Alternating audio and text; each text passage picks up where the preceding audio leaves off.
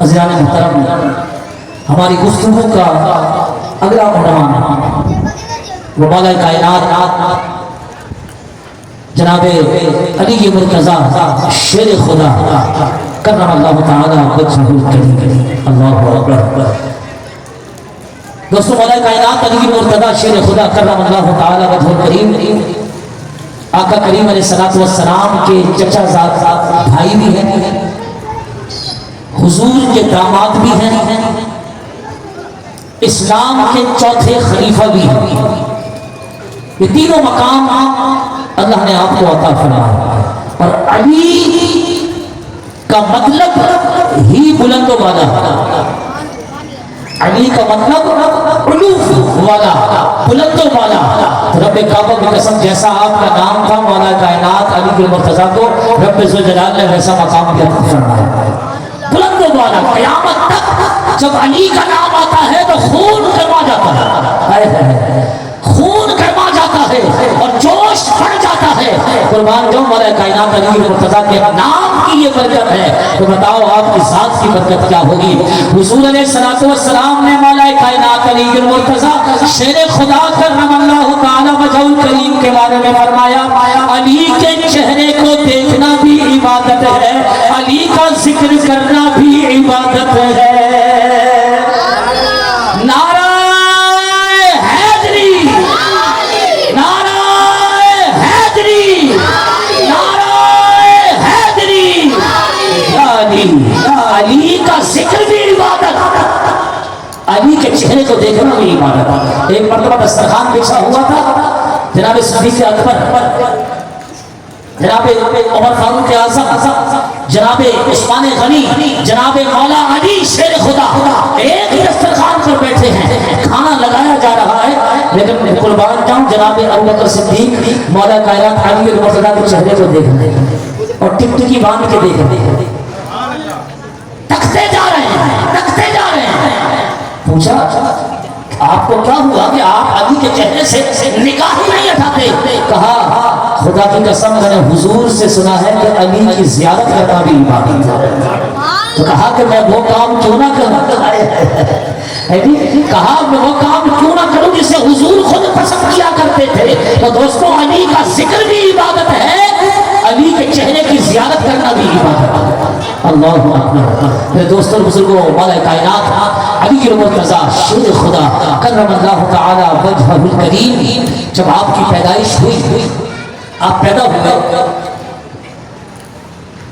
تو راوی کہتے ہیں کہ آپ نے 3 دن تک اپنی آنکھ بھی نہ کھولی، کچھ کھایا بھی نہ آپ نے کچھ کھایا، نہ آپ نے اپنی آنکھ کھولی۔ تو آپ کے والدین، آپ کی خاص طور پر چچی جان بڑی پریشان ہوئی اور کہا کہ حضور کو بلا کے لایا جائے، اور حضور کو بتائیں کہ علی 3 دن ہو گئے نہ کچھ کھاتے ہیں نہ آنکھیں کھولتے ہیں۔ بچہ تو پہلے دن ہی آنکھیں کھول دیتا ہے اور اس کے منہ کی طرف کوئی چیز لے کے جاؤ تو فوراً چوسنے لگ جاتا ہے، کھانے لگ جاتا ہے۔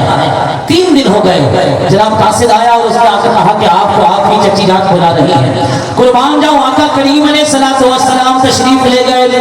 حضور علیہ السلام اپنے چچا جان کے گھر پر، اپنی چچی جان کے گھر پر تشریف لے گئے۔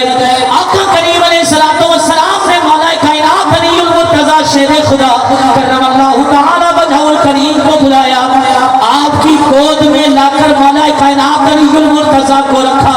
آقا کریم علیہ السلام نے کھجور منگوائی، حضور نے وہ کھجور پہلے اپنے منہ کے اندر ڈالی اور اس کو لعاب لگایا، اور لعاب لگانے کے بعد حضور نے وہ نکالی، اور نکالنے کے بعد علی کے منہ کے اندر رکھ دی۔ جیسے ہی علی کے منہ کے اندر رکھی، علی اس کھجور کو چوسنا شروع کرتے ہیں اور فوراً آنکھیں کھول کر حضور کے چہرے کو تکنا شروع ہو جاتے ہیں۔ کسی نے پوچھا کہ علی کا ذکر کیوں عبادت ہے اور علی کے چہرے کو دیکھنا کیوں عبادت ہے؟ کہا اس لیے کہ علی نے دنیا میں آنکھ کھولی تو سب سے پہلے اگر کوئی نظارہ دیکھا تو وہ آقا کریم علیہ السلام کا چہرہ پاک تھا۔ جب علی آنکھ کھولے تو پہلی نگاہ حضور پر پڑے، جس کی پہلی نگاہ حضور پر پڑے، ارے اس کے چہرے کو دیکھنا پھر عبادت کیوں قرار نہ دے دیا جائے؟ جس کا دنیا میں پہلی آنکھ کھولنا اور نگاہ ڈالنا مصطفیٰ کریم علیہ السلام کے چہرے پر ہو تو حضور پھر کیوں نہ فرمائے کہ اس علی کے چہرے کو دیکھنا عبادت ہے۔ اور دوستو چونکہ حضور علیہ السلام نے اپنے مبارک ہاتھوں سے گھٹی دی، حضور علیہ السلام نے اپنا لعاب کھجور پر لگا کر علی کے منہ کے اندر ڈالا۔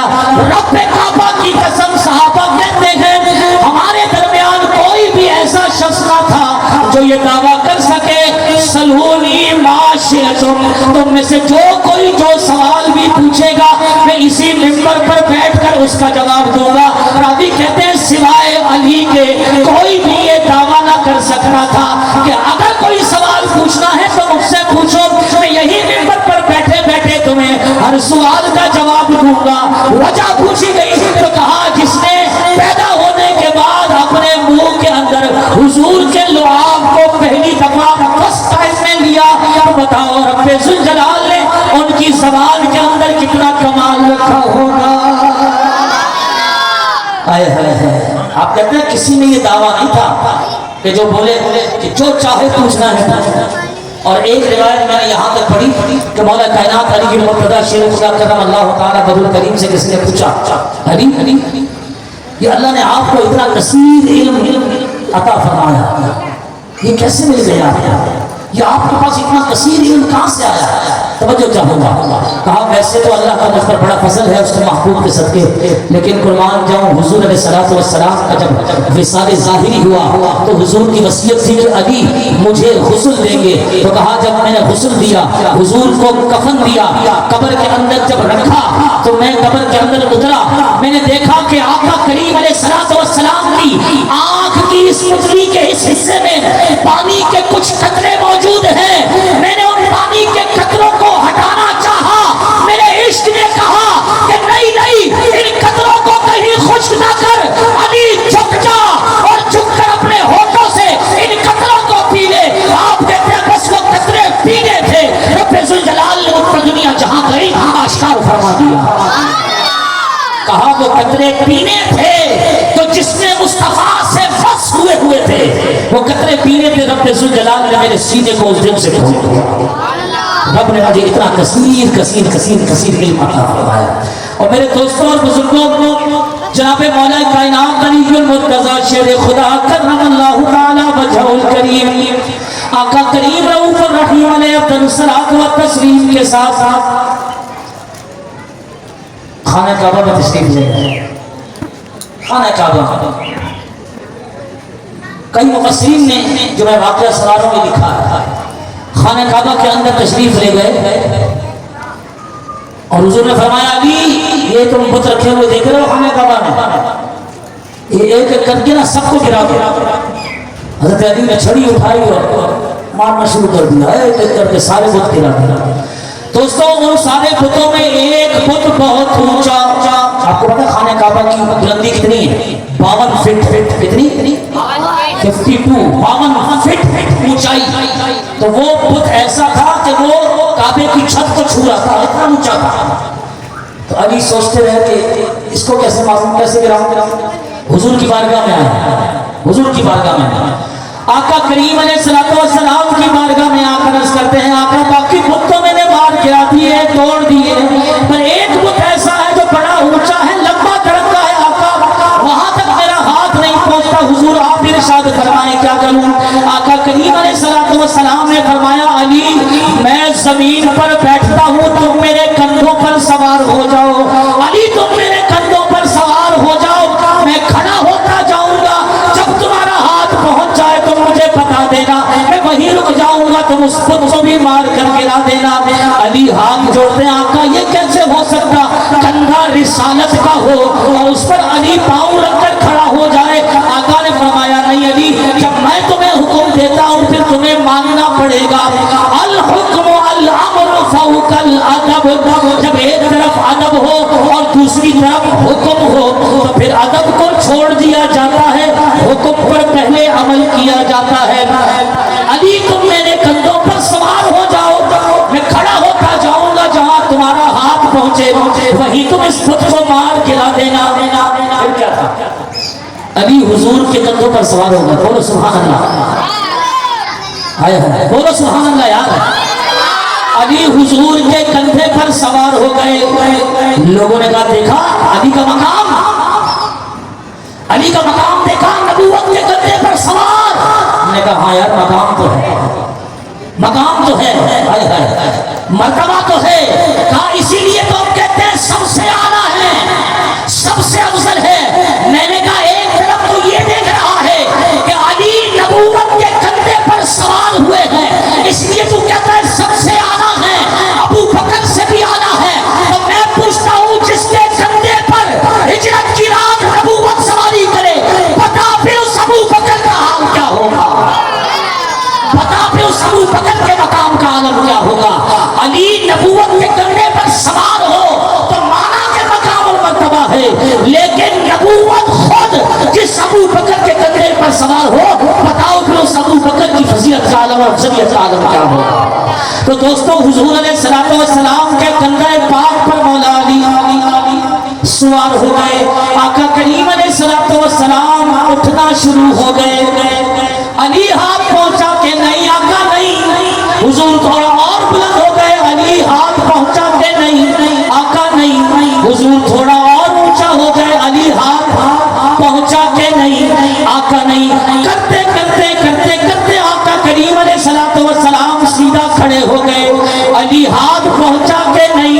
علی کہتے ہیں آقا اب تو حال یہ ہے, آپ ہاتھ پہنچنے کی بات کرتے ہیں حضور, اگر آپ کہے تو آسمان سے بھی کسی چیز کو اتارنا ہو تو علی آسمان سے بھی اتار کر لے آتا ہے.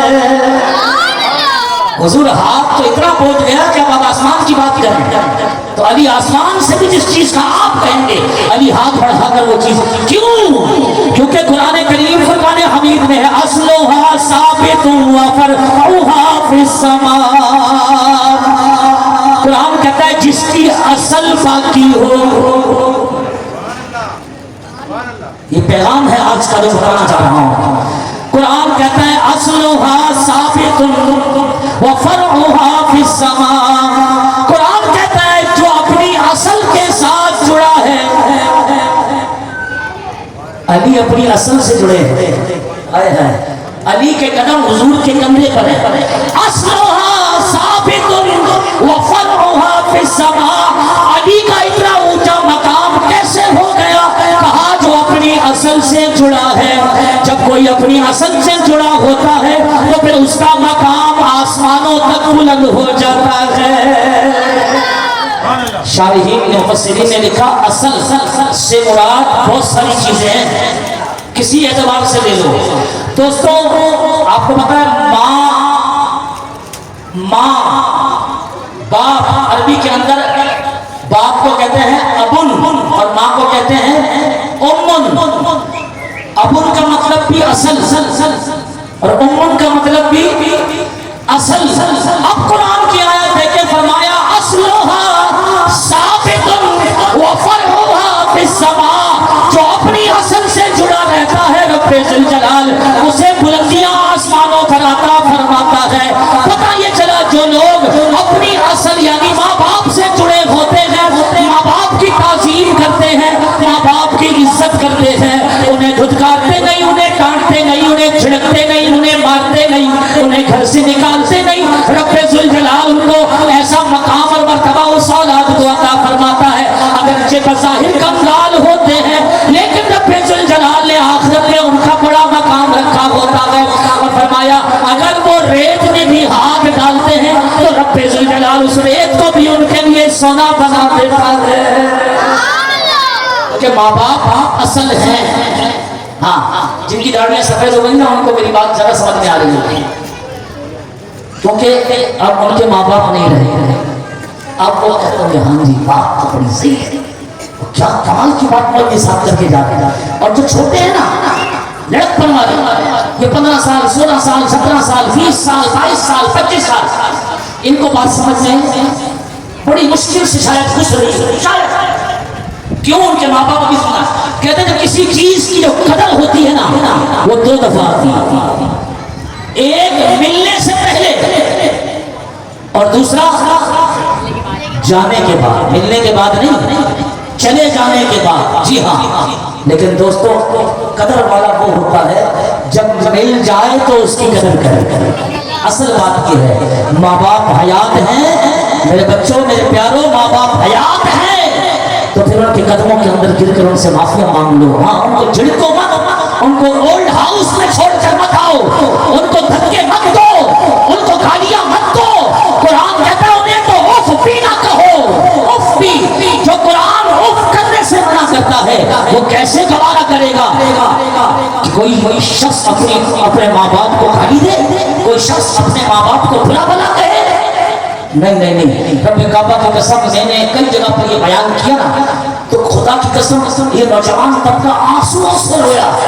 اور اگلے دن ان کے ماں باپ آ کر میرے پاؤں کے اندر گر گئے کہ آپ نے ہماری اولاد کو ایسا کیا سمجھایا ہے کہ رات وہ ساری ہمارے قدموں کے اندر پڑے رہے اور معافیا مانگتے رہے. میں نے کہا میں نے تو فقط قرآن کی بات ان کو بتائی تھی کہ جو اپنی اصل سے جڑے رہتے ہیں رب ذوالجلال انہیں عروج عطا فرما دیتا ہے. تو کئی لوگ میری اس بیان سے توبہ کر کے بیٹھ گئے ہیں. میں آپ کو بھی توبہ کی دعوت دیتا ہوں. اگر ہم میں سے بھی کوئی شخص ایسا ہے جس سے اس کے ماں باپ روٹھے ہوئے ہیں، ماں باپ ناراض ہیں، نہ ماں باپ تکلیف سے ہیں ان کی طرف سے، تو خدا را یہ ہاتھ جوڑ کر آپ سے عرض کرتا ہوں اپنے ماں باپ سے معافی مانگ لیجیے، اپنے ماں باپ کے قدموں کے اندر گر جائیے. رب کعبہ کی قسم آقا کریم علیہ السلام نے اس باپ کے بارے میں فرمایا. آقا نے فرمایا رب کی رضا باپ کی رضا کے اندر پوشیدہ ہے اور رب کی ناراضگی بھی باپ کی ناراضگی کے اندر پوشیدہ ہے. اگر کسی کا باپ ناراض ہے تو جان لینا اس کا رب بھی اس سے ناراض ہے، اور اگر کسی کا باپ راضی ہے تو سمجھ لینا پروردگار بھی اس سے راضی ہے. ہاں ماں کے قدموں کے نیچے جنت رکھی گئی ہے. کیا مطلب؟ اگر ماں راضی نہیں تو جنت کا منہ بھی نہ دیکھنا، چہرہ بھی نہ دکھایا جائے گا. اس لیے ماں کو راضی کریں. بعض لوگ ماں کو راضی کرتے ہیں باپ کو چھوڑ دیتے ہیں. رب کعبہ کی قسم ماں کو یہ تو مقام ملا ہے کہ اس کے پاؤں تلے جنت ہوئی، وہ ماں بنی ہی تیرے باپ کی وجہ سے ہے. رب نے اس ماں کو یہ مقام اسی باپ کی وجہ سے اس کو عطا فرمایا ہے، یہ فضیلت عطا فرمائی. اس لیے ماں کو راضی کر کے باپ کو چھوڑ دینا یا باپ کو راضی کر کے ماں کو چھوڑ دینا یہ بے وقوفی ہے. اللہ اکبر. میں اکثر لوگوں سے کہتا ہوں کہ ماں اور باپ ایک جسم کی دو آنکھیں ہیں. ایک جسم کی ایک بدن کی دو آنکھیں ہیں. اگر ایک بھی خراب ہو جائے تو بدن تکلیف کے اندر آ جاتا ہے. اگر میری ماں مجھ سے خفا ہے تب بھی مجھے تکلیف میں ہونا چاہیے. ہاں مجھے کوشش کرنی چاہیے اسے راضی کروں. اگر باپ خفا ہے تب بھی مجھے کوشش کرنی چاہیے، کیونکہ یہ تو بدن کے اندر موجود دو آنکھوں کی طرح ہے ماں باپ. بدن کے اندر موجود دو کانوں کی طرح ہے ماں باپ. بدن کے اندر موجود دو ہاتھوں کی طرح ہے ماں باپ. بدن کے اندر موجود دو پاؤں کی طرح ہے ماں باپ. کہ اگر ایک بھی نہ ہو تو انسان تکلیف کے اندر آ جاتا ہے، بدن انسانی تکلیف کے اندر آ جاتی ہے. میرے دوستوں بزرگوں ہاتھ چھوڑ کر شرمانا چھوڑ دیں. جہاں حیا کرنی ہے وہاں حیا کریں. ہم تو جہاں حیا نہیں کرنی ہوتی وہاں پر حیا کرتے ہیں، اور جہاں حیا کرنی ہوتی ہے وہاں بے حیا بن کر بیٹھ جاتے ہیں. رب کعبہ کی قسم آج جھک جانا، آج ماں باپ سے معافی مانگ لینا. یاد رکھیے گا کہ یہ کل قیامت کے اندر ہر قسم کے سکھ اور چین کا سبب ہوگا. اور یہ ہاتھ جوڑ کر ان ماں باپ سے بھی گزارش ہے کہ اگر یہ نکمی اولاد معافی مانگنے آ جائے تو نرم دلی کا اظہار کرتے ہوئے اپنی اس اولاد کو معاف کر دینا. اللہ اپنی اس اولاد کو مولا علی کا صدقہ معاف کر دینا. ہاں بالکل غصہ نہیں کرنا. اگر یہ اولاد نادم ہو کر ماں باپ کے پاس آ جائے اور ان سے معافی مانگے چاہے ماں ہو یا باپ، تو میں گزارش کرتا ہوں اپنے ماں باپ سے کہ اپنی ان اولاد کو اللہ کی رضا کے لیے معاف کر دینا. آقا کریم علیہ السلام سے ذکر کیا کہ حضور فلاں شخص ہے کئی دنوں سے مرض الموت میں مبتلا ہے، اس کی روح نکل نہیں رہی. آقا کو ارشاد فرمائے، حضور نے فرمایا اس کی ماں یا باپ میں سے دونوں میں سے کوئی زندہ ہے؟ کہا حضور ماں زندہ ہے. فرمایا اس کی ماں کو بلایا جائے. جب اس کی ماں کو بلایا تو کہا کہ تم اپنے بچے کو معاف کر دو، اس کی روح نہیں نکل پا رہی. اس نے کہا آقا اس نے مجھے بڑا سخت ہے، میرے اس بیٹے نے میرے اس بچے نے مجھے بڑا ستایا حضور میں کبھی معاف نہیں کروں گی. آقا نے فرمایا دیکھو کر دو تو اچھا ہے. حضور میں اس کو کبھی معاف نہیں کروں گی, مجھے اس نے بہت ستایا ہے. حضور نے فرمایا اچھا بیٹھ جاؤ. صحابہ سے کہا لکڑیاں جمع کرو. لکڑیاں جمع کی گئی. آقا نے فرمایا اس میں آگ لگاؤ. آگ لگا دی گئی. آگ جب بھڑک اٹھی حضور نے فرمایا اسی زندہ اس کے لڑکے کو زندہ حالت میں اٹھاؤ اور اٹھا کر ان لکڑیوں جلتی ہوئی لکڑیوں کے اوپر اس کو ڈال دو. جیسے ہی حضور نے فرمایا وہ عورت وہاں کھڑی ہو گئی اور کہنے لگی آقا میرے بیٹے کو آپ اس آگ کے اندر ڈالیں گے وہ بھی میری آنکھوں کے سامنے. آقا نے فرمایا ہاں نا تو کیا ہوا, اگر تجھے خوف آتا ہے کہ تیرا بیٹا اس دنیا کی آگ کے اندر جلے گا تو تجھے یہ خوف نہیں آتا تیرے نہ معاف کرنے کی وجہ سے رب ذوالجلال قیامت میں جہنم کی آگ میں اس کو جلائے. تو جو جہنم کی آگ میں جلنا گوارا کر سکتا ہے اسے پھر اس دنیا کی آگ میں جلنے سے کیا ہوتا ہے. اے صحابہ ڈال دو. آگ اور پڑی. آقا نہیں میں اپنے بچے کو معاف کرتی ہوں. حضور میں اپنے بچے کو معاف کرتی ہوں. آقا میں اپنے بچے کو معاف کرتی ہوں. حضور میں کیسے اپنے بچے کو جہنم کی آگ میں جلتا ہوا دیکھوں گی. میں ماں باپ سے گزارش کروں گا اگر یہ نکملی اولاد اگر یہ نافرمان اولاد معافی مانگتے ہوئے اگر ماں باپ کے قدموں میں آ کے گر جاتی ہے تو میں ماں باپ سے گزارش کروں گا اپنی اولاد کو معاف کر دو. آج دنیا کی آگ میں جلتا ہوا برداشت نہیں کر سکتی, مجھے بتائیں وہ جہنم کی آگ میں اپنی اولاد کو جلتا ہوا کیسے برداشت کرے گی. اصلها ثابت وفرعها فی السماء. دوستو جن کی اصل سلامت ہو, جو اپنی اصل سے جڑے رہیں, جو اپنی اصل سے جڑے رہیں, یاد رکھنا ان کا مقام رب ذوالجلال بلند و بالا فرما دیتا ہے, آسمانوں تک لے جاتا ہے. یوم غدیر ہے, غدیر کا موقع ہے. قربان جاؤں صحابہ نے مولا علی سے کچھ سوال پوچھے, علی نے جواب دے دیے. حضور کی بارگاہ میں صحابہ آ گئے, آقا ویسے تو ہم نے علی سے یہ باتیں پوچھ لی ہیں, علی نے جواب دیا لیکن ہم نے کہا کہ ہم آپ سے پوچھ لیں تاکہ ہم اور مطمئن ہو جائیں. آقا کریم علیہ السلام جلال میں آ گئے. حضور نے فرمایا اسی غدیر کے مقام پر میرا ممبر بچھا دو. ممبر بچھا دیا گیا. حج سے واپسی ہے, 18 ذی الحج ہے, ممبر بچھا دیا گیا. حضور ممبر پر کھڑے ہو گئے, علی کا ہاتھ پکڑا. حضور جلال میں ہے. جب علی نے جواب دے دیے تو پھر تم مجھ سے کیوں پوچھنے کے لیے آئے ہو؟ گویا حضور یہ کہنا چاہتے تھے کہ جو علی کا جواب ہے کچھ محمد کا بھی وہی جواب ہے. حضور جلال میں کھڑے ہوئے, علی کا ہاتھ پکڑ کر فرمایا من کنت مولا ہو فعلی مولا ہو. تم علی سے بھی پوچھتے ہو, جواب لینے کے بعد مجھ سے بھی پوچھتے ہو. علی نے جواب دے دیے وہی میرے جواب ہے. من کنت مولا ہو فعلی مولا, کیونکہ جس کا میں سردار ہوں مولا ہوں, علی بھی اسی کے سردار اور مولا ہے. میرے دوستوں اور بزرگوں, یہ مقام اور یہ مرتبہ جناب مولا کائنات علی مرتضیٰ شیر خدا کرم اللہ تعالی وجہ الکریم کا ہے. اور قربان جاؤں قربان جاؤں قربان جاؤں قربان جاؤں. کسی نے پوچھا, آخری جملہ, کسی نے پوچھا حسین کے بعد دوسرا حسین کیوں نہیں آیا؟ میں نے کہا اس لیے کہ فاطمہ کے بعد دوسری ماں فاطمہ اگر نہیں آئی اور علی کے بعد علی جیسا دوسرا باپ نہیں آیا تو بتاؤ حسین کے بعد حسین جیسا کوئی ماں کیسے جن سکتی ہے؟ اس لیے کہ یہ گھرانہ ہی انمول ہے. میرا محمد بھی انمول ہے, میرا علی بھی انمول ہے, بی بی فاطمہ سیدہ کائنات بھی انمول, میرا حسن بھی انمول ہے, میرا حسین بھی انمول ہے. وأحسن منك لم تر قط عيني وأجمل منك لم تلد النساء خلقت مبرأ من كل عيب كأنك قد خلقت كما تشاء يا صاحب الجمال ويا سيد البشر من وجهك المنير لقد نفر القمر لا يمكن الثناء كما كان حقه بعد الخدا بزرگ توئی قصہ مختصر.